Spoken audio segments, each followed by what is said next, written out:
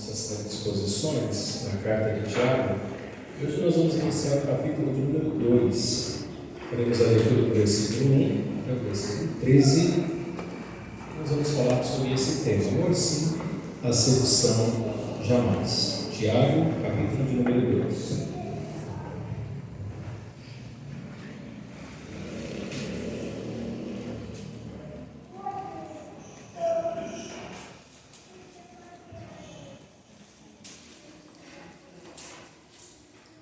Amém? Vamos ler a palavra de Deus.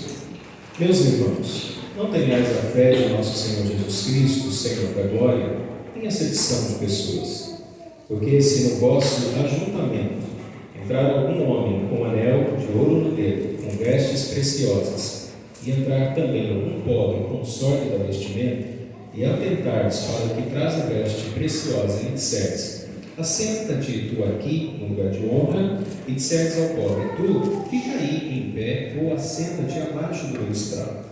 Porventura não fizeste distinção dentre de vós mesmos, e não vos fizestes juízes de maus pensamentos?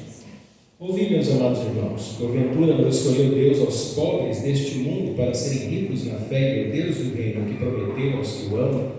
Mas vós desonrastes o pobre. Porventura não vos oprimem os ricos e não vos arrastam aos tribunais? Porventura não blasfemam eles o bom nome que sobre vós foi invocado? Todavia, se cumprirdes conforme a Escritura, a lei real, amarás ao teu próximo como a ti mesmo, bem fazeis. Mas se fazeis acepção de pessoas, cometeis pecado, e sois redarguidos pela lei como transgressores.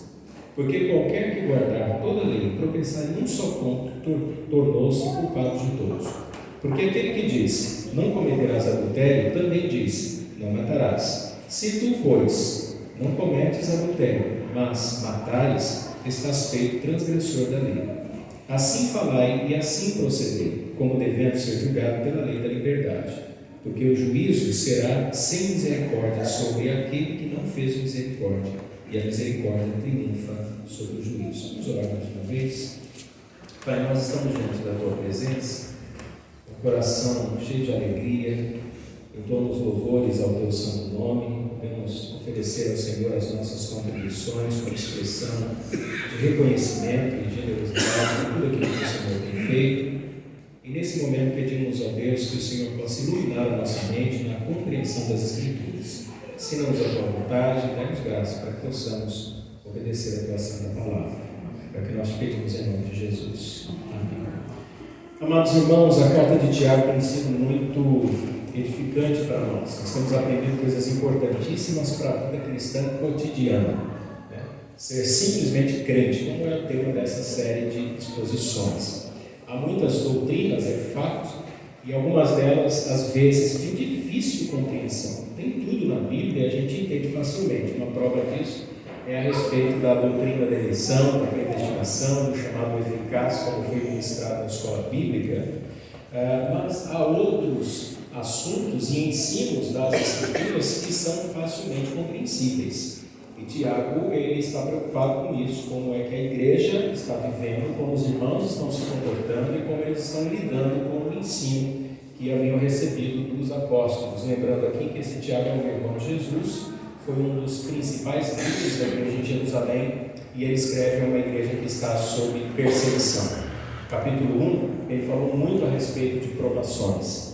Falou que a vida cristã apresenta diversas provações. A palavra utilizada por ele na sua raiz, ela significa multicor, dizendo que nós passamos por situações diferentes na vida.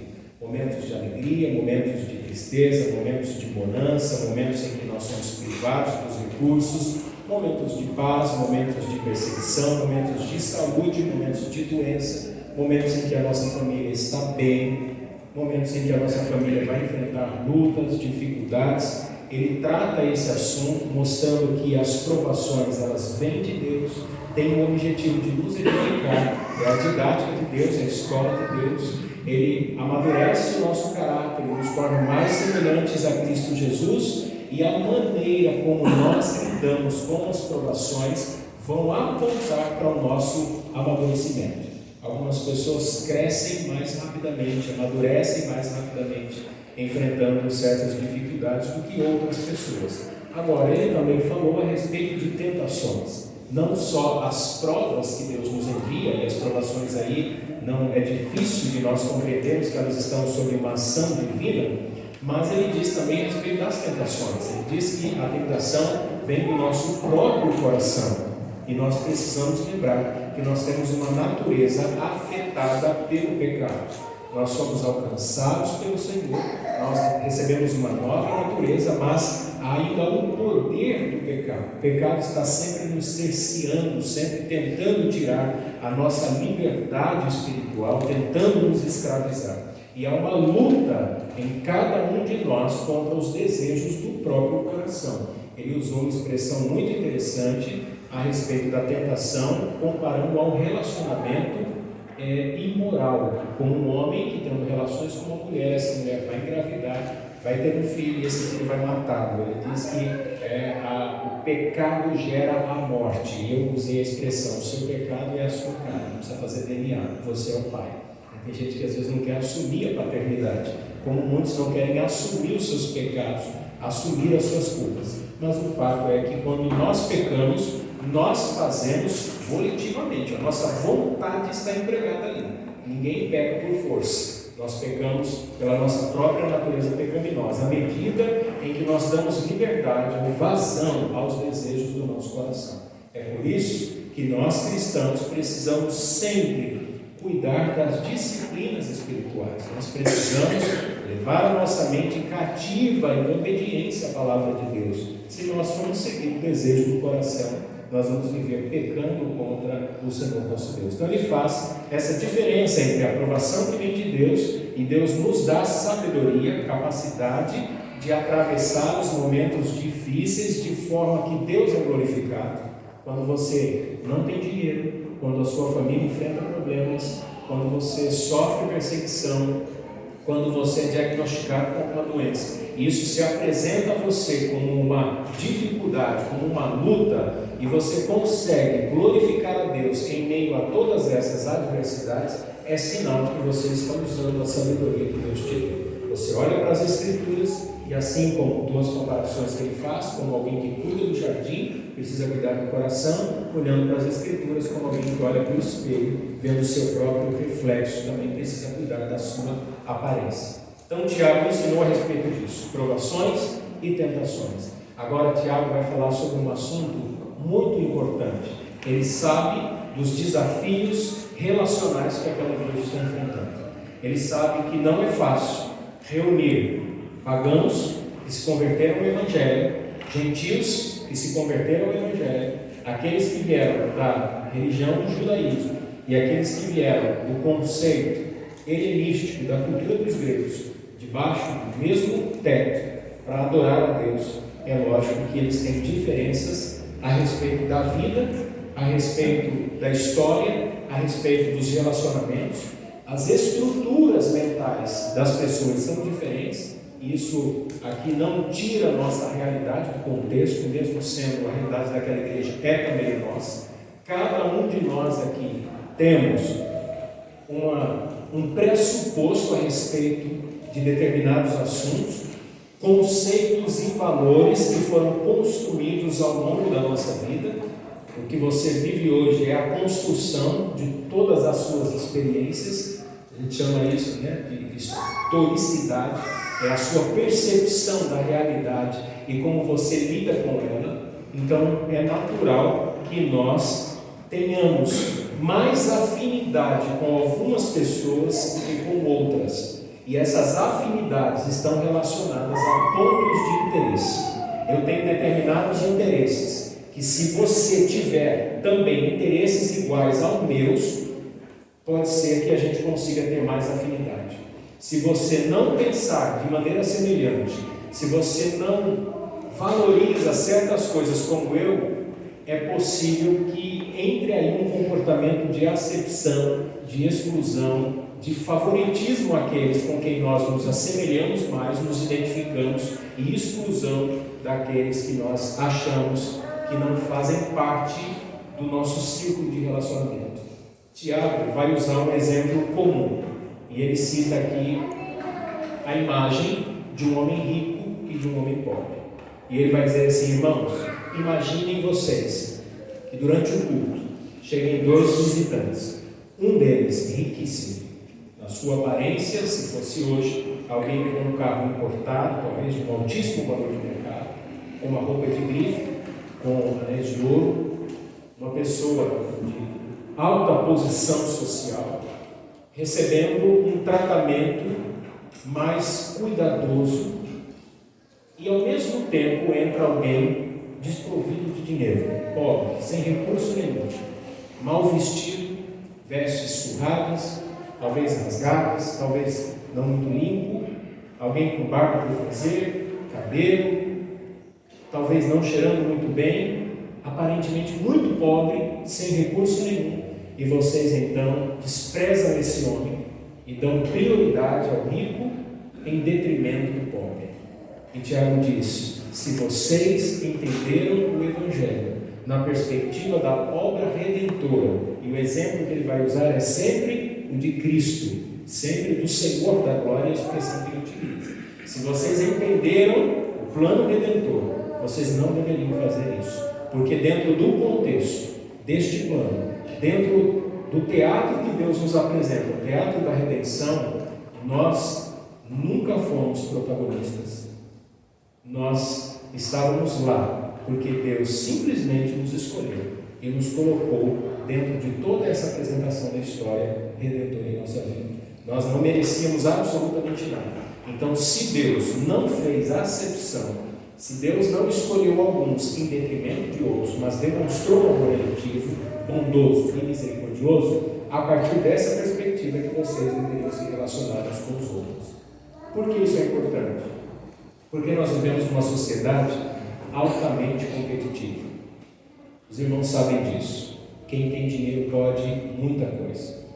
Quem tem dinheiro tem acesso a recursos que os pobres não têm. Tem o melhor tratamento médico, tem muito mais conforto do que os pobres, tem acesso a tribunais, a melhores advogados, consegue recorrer até a terceira instância. Pessoas ricas e poderosas gozam de privilégios que os pobres não têm. Os pobres geralmente sofrem na estratificação social, é como se fosse a base da pirâmide, sustentando aquelas pontas elevadas de pessoas ricas e poderosas. Mas os pobres são aqueles que sofrem porque não têm recurso financeiro para ter acesso ao melhor plano médico, sofre porque nem sempre tem uma boa colocação no mercado, sofre porque não pode adquirir aquilo que deseja e às vezes o que necessita. Não se alimenta como um rico, não passeia como um rico, não tem acesso a determinados lugares como as pessoas ricas. Então, na sociedade competitiva, a ideia é sempre essa: faça do outro o degrau do seu sucesso. Então, as pessoas começam a olhar uns para os outros na ideia de coisificá-las. Você é para mim uma coisa, não uma pessoa. O meu relacionamento com você tem um interesse, todo relacionamento tem interesse, isso é óbvio, mas ele tem um interesse de fazer com que eu consiga galgar posições mais elevadas. E muitas pessoas desprezam certas amizades, ou aliás, nem têm certas amizades, desprezam alguns porque são muito pobres, e aqui eu vou colocar em outras classificações, às vezes desprezam por conta do local de nascimento, desprezam por conta da família, desprezam porque cresceu em um determinado bairro, num lugar perigoso, periférico, desprezam porque a pessoa tem pouco recurso intelectual, porque não tem uma boa formação, desprezam por conta da cor da pele, desprezam por questões religiosas, desprezam por conta da idade. Idosos sofrem, às vezes, na própria família, o abandono e a falta de amor e carinho, e às vezes isso está presente na igreja. Então as pessoas vivem demais buscando posição, dinheiro, buscando ter uma vida social realizada, e se esquecem que nós somos seres humanos que precisam se relacionar. Alguém pode vir à igreja, participar de um culto sem receber a menor atenção de qualquer membro. É possível que você esteja sentado e não tenha sequer cumprimentado o visitante. porque nós estamos tão preocupados em falar com os irmãos que a gente vê toda semana. Então nós precisamos dar mais atenção, não só uns aos outros, mas principalmente àqueles que Deus traz para um primeiro contato.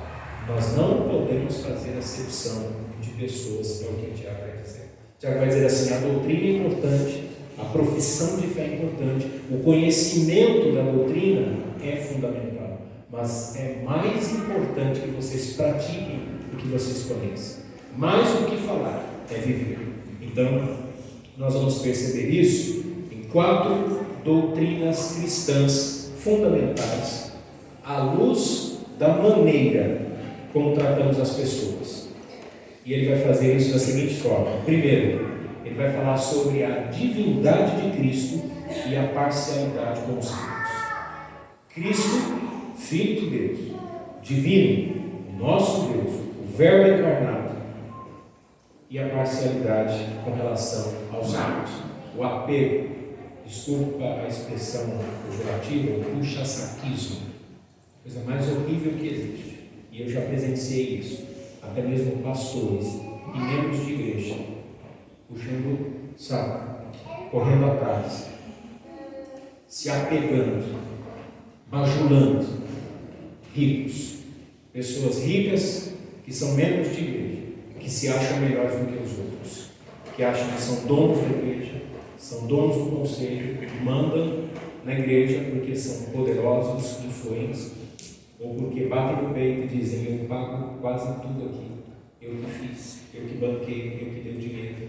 E quando não, membros que correm atrás dessas pessoas com algum tipo de interesse. Eu já vi membros de igreja, da nossa denominação, não aqui, mas abrindo as portas da sua casa para candidatos políticos. E depois eu fiquei sabendo que nem aquela pessoa votaria no candidato, mas fez aquilo, sendo cabo eleitoral, porque o candidato prometeu material para reformar a casa. E muitos pastores acabam fazendo isso também, em troca de lata de tinta, de saco de cimento, de telha. Tiago menospreza isso. Ele diz: vocês não podem fazer esse tipo de coisa. O Evangelho não está posto num balcão de negócios. Vocês não vão viver a palavra de Deus se vocês se apegarem a ricos, sem compreender o plano redentor. E aí vocês desprezam o pobre. Por quê? Porque o pobre não tem nada para me oferecer. Porque o pobre vai precisar da minha ajuda, ele não vai me ajudar. O pobre vai precisar de alimentação, vai precisar de remédio. O pobre talvez tenha uma família desorganizada e ele vai me dar trabalho. Ele vai precisar que eu dê algum tipo de aconselhamento, que eu saia da minha zona de conforto, ou que eu amplie minha zona de conforto para poder atender às necessidades dele. E muitas pessoas fazem isso. E os pobres são deixados de lado. Os enfermos, muitas vezes, abandonados. A sua doença é curável? Então eu não posso fazer nada por você. Sofra com seus problemas. E quantas igrejas são construídas com a teologia do triunfalismo? E quantos se gabam por conta das suas estruturas? Como eu ouvi um pastor de televisão dizendo assim, que em determinado dia ele olhou para o estacionamento da igreja e ele viu o nível dos carros no estacionamento. Ele disse: Senhor, eu te agradeço, porque a minha igreja quase todos os membros são ricos. As pessoas acham bonito isso, como se os pobres não fossem objeto do amor de Deus, só os ricos.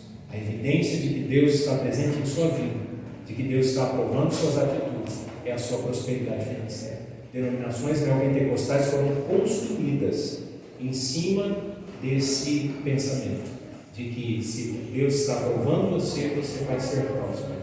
Se você é pobre, se você passa por dificuldades, é porque você está em pecado, ou porque Deus não tem um propósito na sua vida, porque você não tem fé.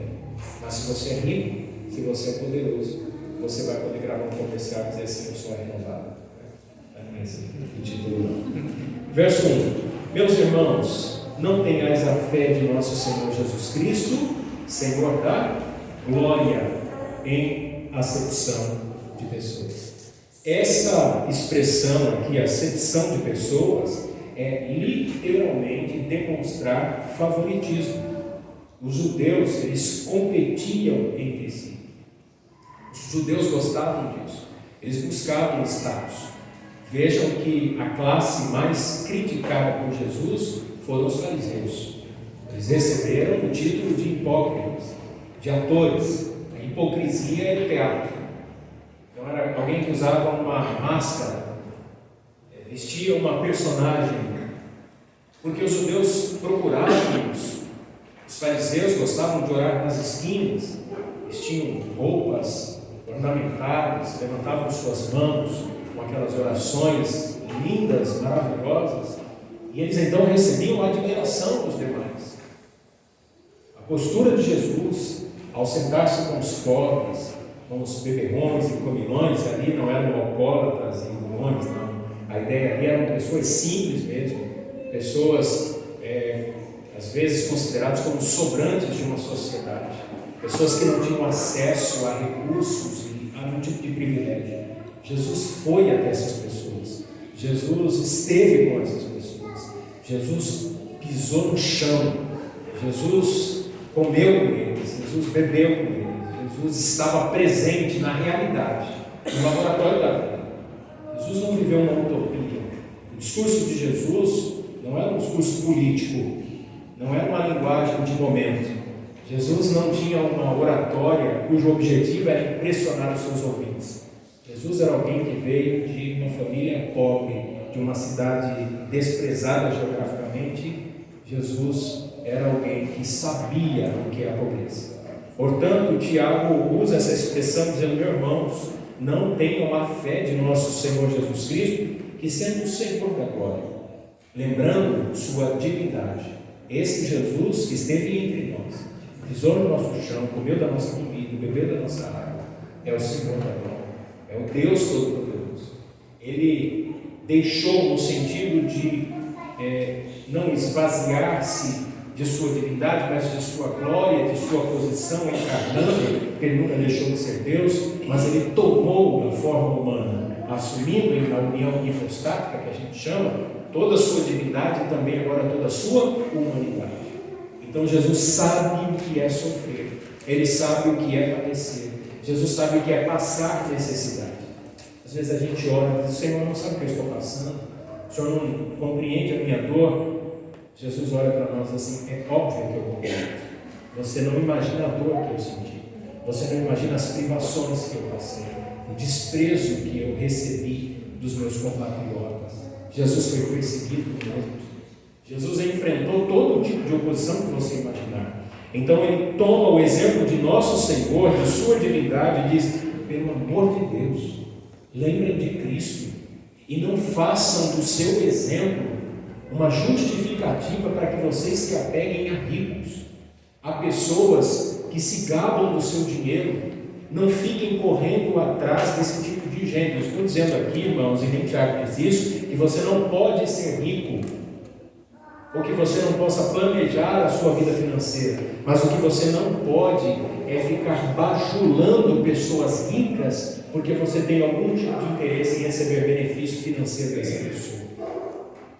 Quando alguém ganha na Mega Sena, parecem amigos de tudo que é lado, né? Você já viu esses exemplos? Passa na televisão. O camarada ganhou na Mega Sena, aí todo mundo lembra dele, ele era pobre. Recentemente mataram um governador, né?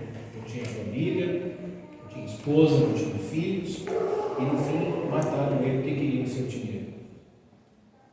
E aí uma coisa que eu não consigo entender: ele estava pagando uma conta na lotérica, eu quero justificar que estava pagando uma conta, vocês acham que estava jogando, e eu sou contra, absolutamente contra, e eu acho que as Escrituras não nos dão liberdade para isso. Portanto, se você faz jogo de Mega Sena, o seu problema é um problema de compreensão das Escrituras e amor ao dinheiro, não há outra razão.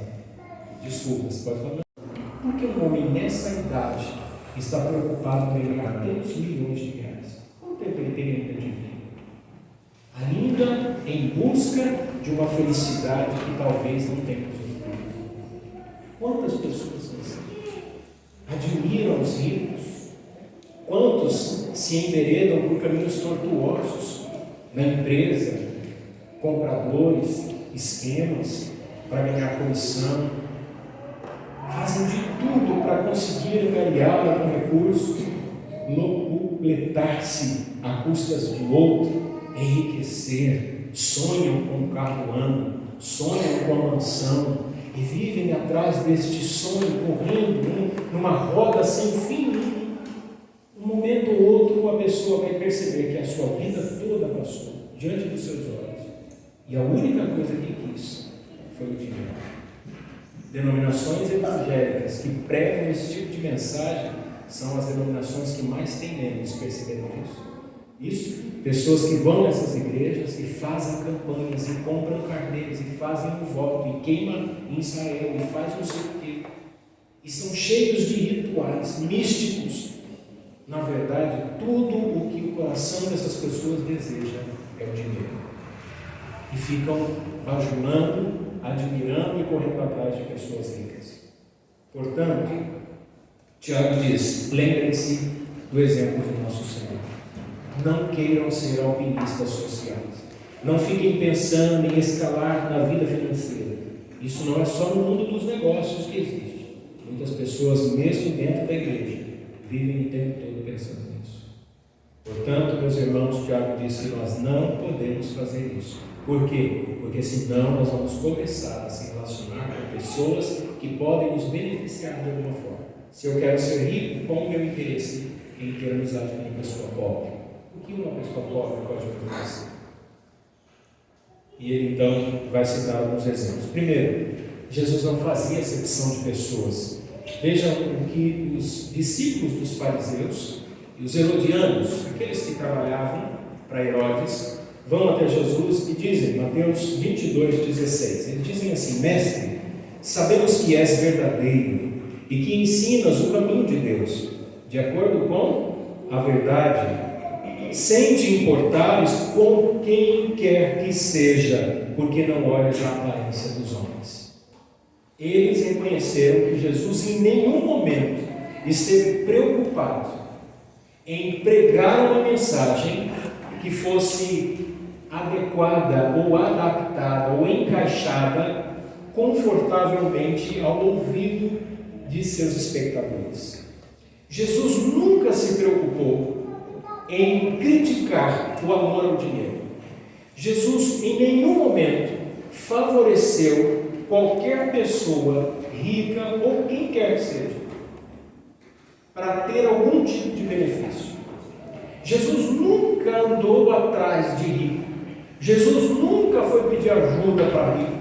Jesus nunca ficou falando palavras que massageassem o ego de pessoas ricas e poderosas. Jesus sempre pregou a verdade. Por quê? Porque ele não se preocupava com a aparência dos homens.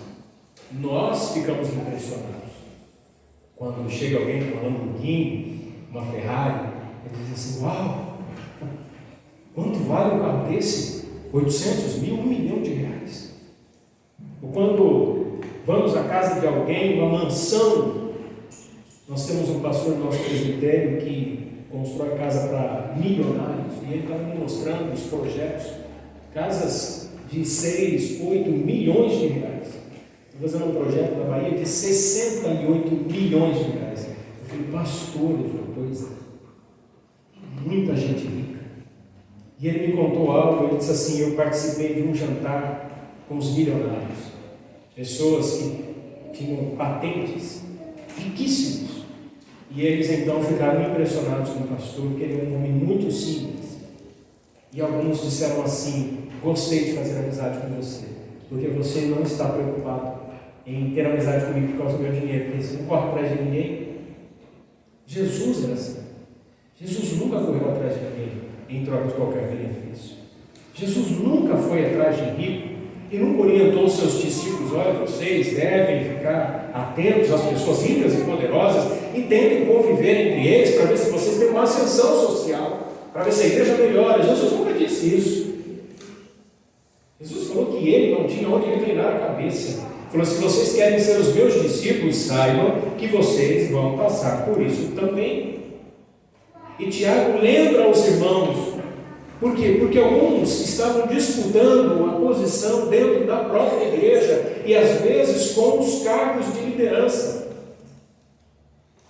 Há pessoas que se apegam a determinadas posições de liderança na igreja, no trabalho. Às vezes na família, uma liderança orgânica, o pai, a mãe, os irmãos, os cunhados, tios, percebem que você tem uma liderança. Vai realizar um evento familiar, sempre tem alguém que tem uma capacidade de agrupar, de ajuntar, de dar as diretrizes, e às vezes essa pessoa se apega a isso e se acha, se torna arrogante. Quem aqui nunca teve na família aquele que sabe tudo, que é melhor do que todo mundo, que está sempre por cima, que tudo que você faz ele quer fazer melhor?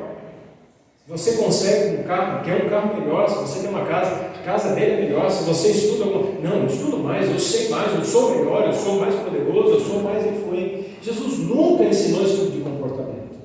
Nós não devemos nos apegar a essas coisas. Nós não devemos selecionar pessoas, considerando alguns o nosso tipo de gente. Você é o tipo de gente que eu gosto.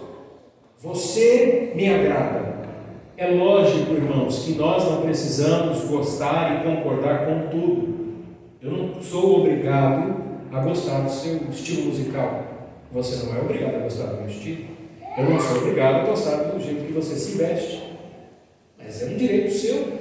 Isso não pode nos impedir de nos relacionarmos, de sermos irmãos, de dividir as nossas dores e dificuldades. E é claro também que há pessoas com as quais nós temos mais afinidade, mais intimidade, amizade há mais tempo. Agora eu não posso me fechar para algumas pessoas simplesmente dizendo assim: não, você, para mim não dá, você é muito pobre, você não vai poder me ajudar, você não é intelectual, você não é uma pessoa carismática, você não é uma pessoa que eu admiro, você não pode me ajudar, você não pode me beneficiar, então eu não tenho interesse nisso. Tiago diz que Jesus não fazia esse tipo de coisa.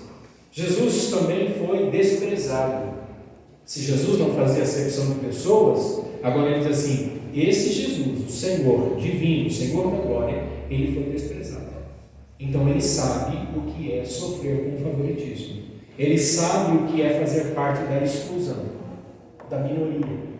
Ele sabe, e aqui tendo um contexto não no espectro político, Jesus sabia o que era ser excluído por sua pobreza, por sua origem, pelo histórico de José, o seu pai. Quando se referiam a Jesus, mas ele não é filho de José, o carpinteiro? Como quem diz assim: mas pode vir coisa boa de Nazaré? Essa é a expressão utilizada. Nazaré não é referência. O que esse homem tem de tão interessante? Jesus sofreu desprezo. E há uma profecia messiânica em Isaías 53, versículo 3, que diz assim: era desprezado e o mais rejeitado entre os homens, homem de dores, experimentado nos trabalhos, e comum de quem os homens escondiam o rosto, era desprezado e não fizemos dele caso algum. Essa é a visão que Isaías tem do Cristo crucificado. E ele passa a contemplar esse Cristo crucificado, lembrando a sua vida, dizendo que ele era desprezado. Jesus que foi crucificado é o Jesus que foi desprezado. É o Jesus que foi rejeitado entre os homens. É o Jesus, homem de dores. Não era um homem de regalias. Não era um homem de privilégios. Não era um homem que vivia a impunidade. Não era um homem que recebia algum tipo de benefício. Jesus era um homem de dores. Era um homem sofrido. Era um homem que passou por angústias. Era um homem que, ao olhar na sua face, diante do seu sofrimento, era perceptível a que nível profundo de angústia e abatimento a sua natureza humana foi submetido. Quem nunca passou por isso? Quem nunca pela manhã, ao olhar no espelho, vê aquela olheira e diz assim: meu Deus, eu estou acabado. Eu estou muito cansado.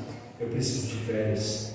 Ou quando você tem um problema tão grande que vai se arrastando e você não resolve, e dói os ombros, e dói o pescoço. E como diz o seminarista aqui hoje, para muitos de nós, pastor, é uma fadiga que meu corpo inteiro dói. Você não dorme direito. Alguém olha para você e diz assim: você está cansado. Disseram para mim alguns dias atrás: parece que está rodando um pneu murcho. É muita ousadia, né? Porque a fisionomia fica abatida. Visita a PUC, vai na Unicamp, Hospital das Clínicas, vai na Marigate, veja as pessoas, olhe para as pessoas e veja o seu sofrimento, veja o diagnóstico próximo daquelas pessoas e olhem para elas e vejam o quanto essas pessoas estão abatidas e sofrem. Jesus foi um homem de dor. Jesus sofreu. Jesus passou por angústias do coração, da alma. E olha, irmãos, Jesus não teve vida boa. Jesus não vivia entre os políticos do Sinédrio. Jesus não era do alto funcionalismo público do Império Romano. Jesus não era um assalariado do Quírios. Jesus não era um homem que tinha acesso aos melhores lugares, aos restaurantes requintados. Jesus não era alguém que tinha todo tipo de benefício ou privilégio. Ele era um homem de trabalho, era um proletário, era um homem que sofreu no trabalho, era um homem que se submeteu a serviços braçais para suprir as suas necessidades. A profecia diz que ele era experimentado nos trabalhos. Então ele sabia o que era o sofrimento. Não é como os políticos que ficam fazendo discurso, quando na verdade muitos deles sequer sabem o que é a vida de um trabalhador. E eu sei que os irmãos passam por isso, levantar de manhã, pegar o fretado, ou pegar o metrô, ir para a empresa todo dia. Tem gente que quase não tem tempo de descanso.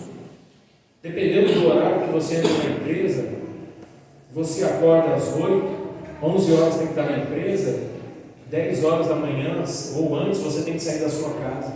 Você só tem tempo para tomar um banho e tomar um café.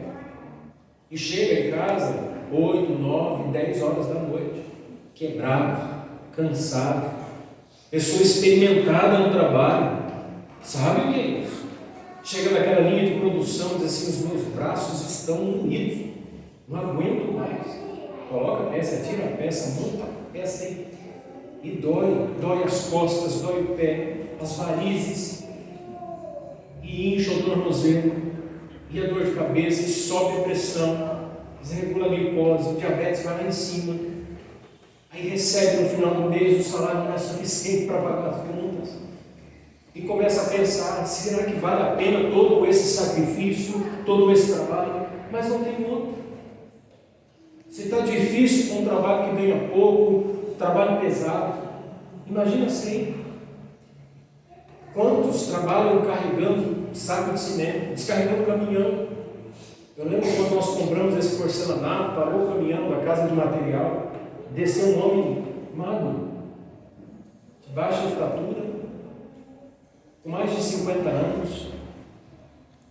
Eu peguei uma caixa desse porcelanato e falei: meu Deus, é muito pesado. E eram muitas caixas. E aquele homem começou uma por uma no ombro, e trazia e descarregava. E eu fiquei imaginando como ele ia estar no final do dia. Chegar em casa, se sentar no sofá e não tomar banho, porque apaga. E eu sei que tem muita gente que é assim. Se parar para conversar com a esposa 5 minutos, começa a cochilar. A mulher reclama: meu marido conversa, qualquer coisa já está dormindo. Quem aguenta isso? Tem gente que liga a televisão só para dormir. Não assiste, é para dormir, é uma terapia. Só para ouvir o barulho. Passou dos 50 é assim. Assiste com os olhos fechados. A esposa desliga, aí abre. Por que você desligou? Porque você não está assistindo? Acho que mas está com o olho fechado. Quantos homens fazem isso? Não é um ou dois, é a grande maioria. Quantos têm lesão por esforço repetitivo? Fazem tratamento, já afastaram-se pelo INSS, tentaram com auxílio de doença. Outros fizeram cirurgia. E às vezes nós começamos a nos questionar: será que o Senhor entende? Ele diz, o profeta Isaías diz que ele é experimentado nos trabalhos, como um de quem os homens escondiam o rosto, era desprezado e não fizemos dele caso algum. Eu sei que tem muita gente que diz assim: mas os judeus eram terríveis, desprezaram a Jesus, se eu estivesse lá. Deixa eu te dizer uma coisa, nesse contexto da profecia messiânica, se Jesus entrasse aqui hoje, nós também desprezaríamos ele. Não seria alguém com quem nós ficaríamos impressionados. Não estava dentro do padrão. Não era um homem para você olhar e falar assim: uau, que homem bem sucedido, que homem realizado, que ascensão financeira. que empreendedor, que referência. Não, era um homem simples e ele foi desprezado. Então Tiago lembra, não façam acepção de pessoas, não fiquem escolhendo pessoas pela cor da sua pele, pela roupa que ela usa, pela questão intelectual, ou porque, e aqui eu posso falar com prioridade, porque eu sou nordestino, nunca fui desprezado por ser nordestino, mas eu sei que tem nordestino que já foi, até porque eu não tenho muito jeito, né? Só descobre se colocar a mão na minha cabeça, porque eu sou cabeça chata. E quando eu era pequeno, meu apelido era cabeçada. Mas eu sei que há muitas pessoas que são desprezadas por isso. Quantos têm amizade com os idosos, por exemplo? Nós tivemos a oportunidade de fazer um culto na casa do irmão Leonel. O irmão Leonel está lá, tomado de 5 acidentes vasculares cerebrais.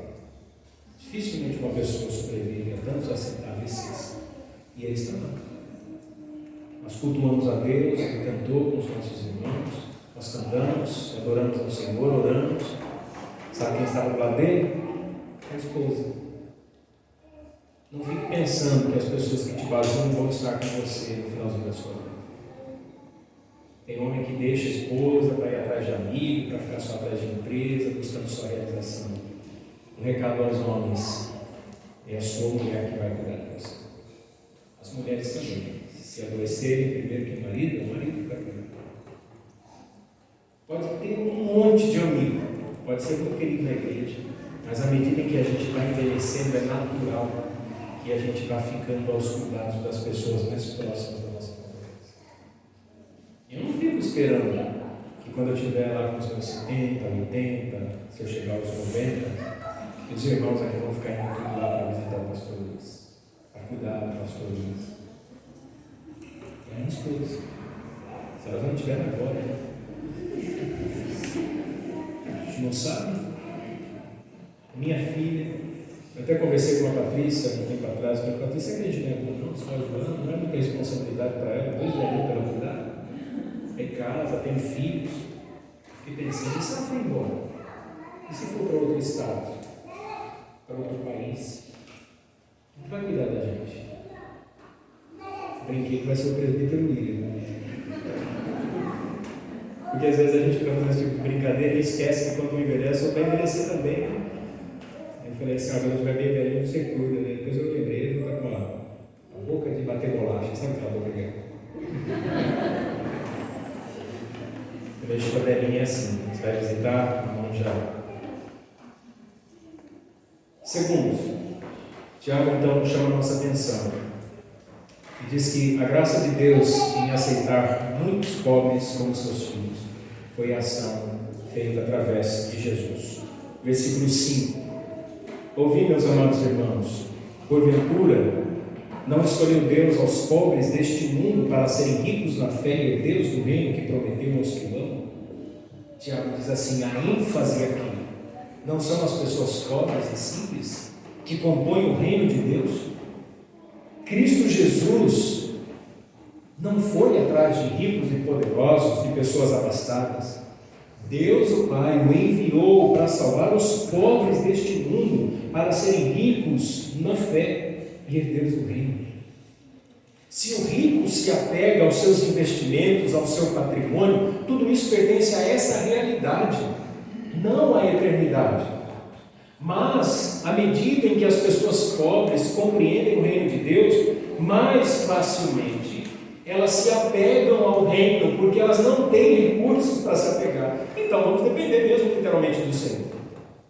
É por isso que eu não consigo entender que um pobre é tão desejoso de ser um milionário para ganhar na Mega Sena. Se você não nutre uma vida espiritual adequada sendo pobre, imagina se você for rico, que arrogância que você vai ter. Se pobre eu não oro, se pobre eu não congrego, se sendo pobre eu não me consagro a Deus, eu não busco a Deus, imagina se eu sou rico. Que tipo de rico vai fazer isso? Se quando eu era pobre não fazia. Então, se você jogou na Mega Sena, não jogue mais. Se você não ganhou, glorifica a Deus que foi um livramento. É melhor você ser pobre, ir para o céu, do que rico e ir para o inferno. Então não fique reclamando: ah, Senhor, eu não ganhei. Acumulado. mas agradeça: Senhor, me perdoa, e eu te dou graça por não ter ganhado acumulada e estar aqui hoje ouvindo essa palavra. Jesus é para nós um grande exemplo. Deus não salva pessoas com base em seus recursos financeiros. A salvação não é por mérito, a salvação não vem pelas obras. Alguns ricos fazem assistência social, investem em instituições, em ONGs, e acham que estão conquistando o direito de entrar no reino de Deus, porque disponibilizam seu dinheiro em favor dos que precisam. Embora a generosidade seja um princípio bíblico, e só há uma razão para alguém ser rico, é ser generoso, está aí um outro princípio para você analisar: se você é pobre e não é generoso, o rico pior ainda. Mas os ricos não podem se apegar a esse tipo de coisa, essa ostentação, e ele vai lembrar a postura dos ricos daquela época. Eles não tinham um exemplo admirável, antes era péssimo.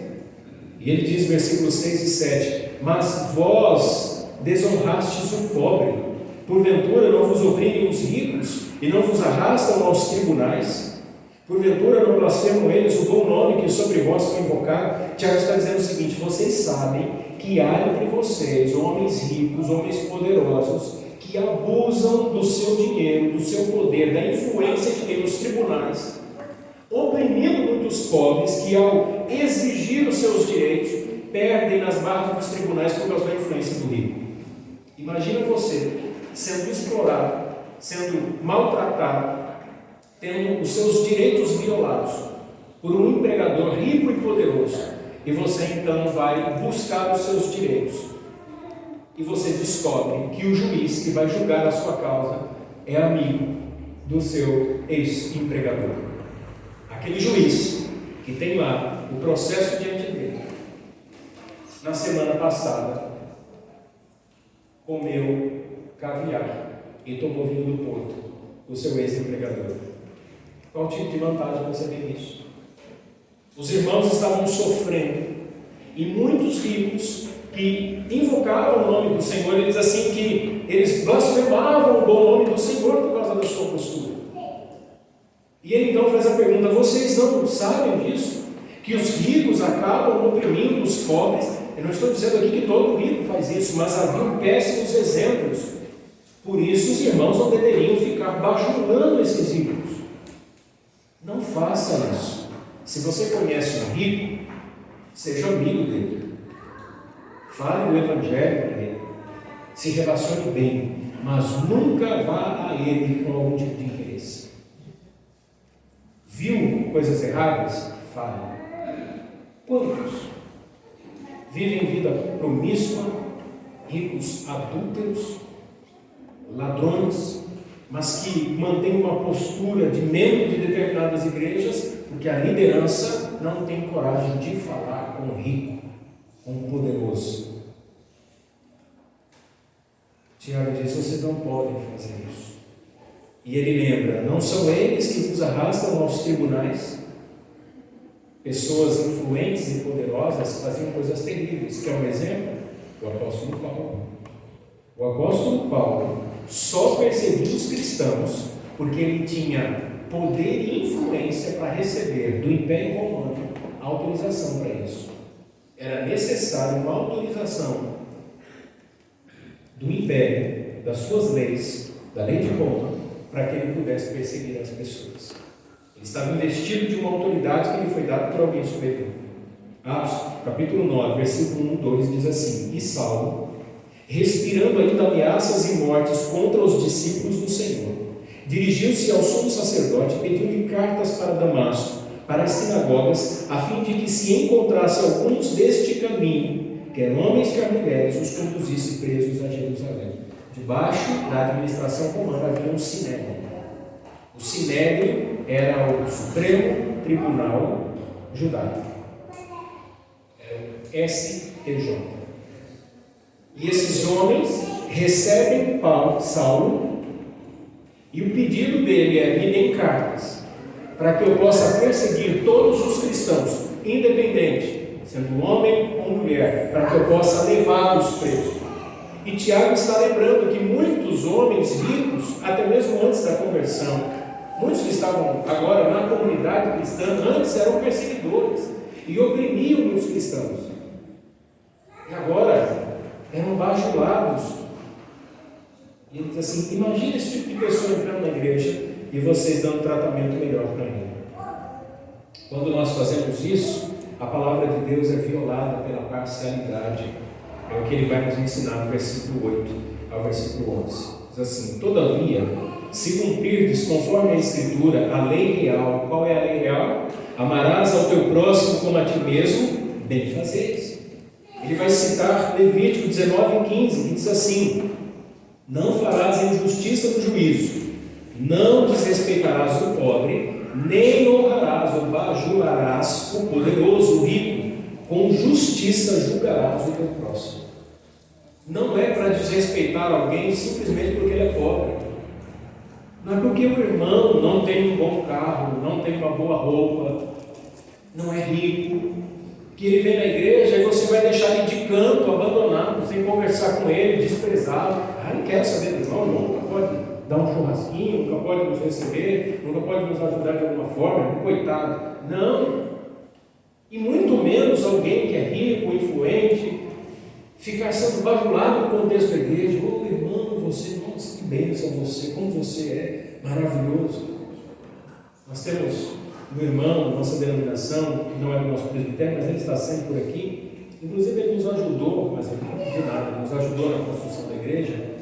E ele é um homem rico, muito rico. E ele ajudou várias igrejas do nosso presbitério. E ele me falou algo interessante, quando ele decidiu nos ajudar. Ele disse assim: pastor, eu orei a Deus e eu senti paz no meu coração e a direção do Senhor para ajudar a igreja. Ele não conhecia a igreja e ajudou várias vezes no período da construção. Aliás, o pontapé inicial do material foi ele quem comprou. E depois que comprou o material, ele falou para mim e para o Edson assim: agora nós vamos num lugar comer algo que eu adoro e faz muito tempo que eu não como. O Edson olhou para mim e falou assim: hoje a gente tira a barriga da miséria. Rico come algo que gosta, você logo pensa, deve ser uma iguaria, né? Algo muito requintado, fino, e faz tempo que ele não come, deve ser um ótimo restaurante aqui de Campinas. E ele disse assim: pão com manteiga na chapa. É óbvio que rico fez tempo sem comer pão com manteiga, né? Mas o pobre come todo dia. E ele falou: mas vocês podem comer o que vocês quiserem, mas não levam uma padaria. Eu falei: não, na padaria tem muita coisa para comer, um salgadinho, um pedaço de pizza. Mas, às vezes esse rico, ele recebe uma certa admiração. E esse irmão disse assim: olha, eu orei a Deus, Deus ministrou no meu coração para ajudar vocês. E como o pastor não pediu, porque eu orei e disse assim: Senhor, as igrejas que eu devo ajudar, que sejam aquelas que os pastores não venham atrás de mim por causa do dinheiro. E ele falou para mim assim, que vários pastores já ligaram para ele, inclusive ele não tem WhatsApp, para não ficar recebendo mensagem do pastor. Porque ele fica sabendo e vai ajudar. Porque senão é um monte de pastor pedindo dinheiro, pedindo para terminar a construção. Não é feio isso? Muito feio. Patrícia trabalhou para um empresário cristão que, vez ou outra, o pastor dele estava lá na empresa pedindo altos valores. E quando o pastor saía, ele falava para a Patrícia assim: não aguento mais. Toda vez, é 15 mil, é 20 mil, é 30 mil. Porque ele podia dar esse valor. E o pastor sabe disso. Sabe que ele tem todo esse dinheiro. E o tratamento é diferente. Uma vida desorganizada, uma vida errada e vista grossa dos erros dele, porque ele é um homem poderoso. Nós não podemos fazer esse tipo de coisa. Tiago, então, citando Levítico 19:15, nos faz lembrar do próprio Senhor Jesus. Lembra da parábola do bom samaritano, Lucas 10, do 25 ao 37? Jesus nos levanta essa questão a respeito do próximo. Os judeus tinham muita dificuldade em se relacionar com os samaritanos. Eles faziam uma acepção. Samaritano não. Pede para eu amar alguém, mas que não seja um samaritano. Muitos judeus tratavam os samaritanos como um cachorro. Oravam pedindo a maldição sobre os samaritanos. Quando Jesus perguntou sobre quem havia usado de misericórdia, o erudito, o doutor da lei, não falou samaritano. Ele não citou. Ele falou, aquele que usou de misericórdia. Quem fez o que é certo, quem amou, aquele que usou de misericórdia. Ele falou, os samaritanos, eles nem sequer gostavam de falar isso. Infelizmente, as pessoas acabam alimentando esse tipo de comportamento. O amor cristão, ele não pode ser um ato mero da nossa emoção, mas tem a ver com a nossa vontade. É a compreensão de como Deus nos trata, e nós devemos então tratar as pessoas. Como é que Deus nos tratou? Com misericórdia. O que é misericórdia? É não imputar a nós o que nós merecíamos, o oposto da graça. Graça é dar o que não merecíamos. Misericórdia é não dar o que merecemos.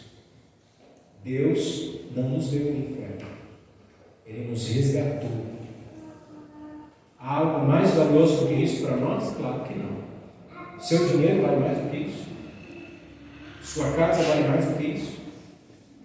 Sua família vale mais do que isso? Não. Nada é mais valioso do que isso. Porque isso aponta para a pessoa de Cristo. E Cristo é o mais importante na nossa vida. É o que dá sentido. É o que nos dá razão de vida.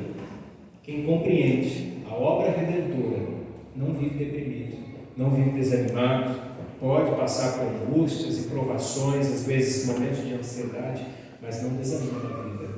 Porque o Senhor, nosso Deus, nos deu essa vida e esse privilégio de vivê-la na compreensão da redenção. E por último, o julgamento de Deus sobre aqueles que violam a sua lei, versículo 12 ao 13. Toda declaração fiel, ortodoxa, ela termina com esse tipo de afirmação. A volta de Cristo e o julgamento final. Vocês perceberam isso? Quer ver se uma igreja bíblica, veja se no púlpito daquela igreja fala-se a respeito da vinda de Cristo e o julgamento final. Não, a igreja que eu vou fala muito sobre vitória, fala muito sobre cura emocional, fala bastante sobre relacionamento, fala muito sobre conquistas na vida, fala muito sobre família, fala muito sobre alcançar os objetivos estabelecidos, fala sobre isso, fala sobre aquilo, mas não fala sobre a vida de Cristo, mas não fala sobre inferno. Então não há ortodoxia, não há o ensino correto da palavra de Deus. A igreja pode estar cheia, as pessoas podem gostar do entretenimento, podem gostar da estrutura, e é muito bom se nós tivermos recursos para isso, para um bom som, para ótimos equipamentos, mas isso não é fundamental na salvação. A igreja precisa falar sobre a volta de Cristo e o julgamento final, e essa é a perspectiva de Tiago. Por que vocês não podem fazer acepção de pessoas? E ele diz assim: primeiro, da forma como vocês falam, vocês devem proceder. Vocês não falam do Evangelho? Vocês não falam que Cristo amou vocês e que vocês estavam condenados ao inferno e o Senhor foi lá e resgatou vocês? Então por que vocês não procedem dessa forma? Se vocês falam, vocês deveriam proceder assim. Por que vocês dizem, olha, o Senhor me amou, eu miserável, pecador, minha vida é um lixo. Aí vocês olham para alguém e desprezam essa pessoa.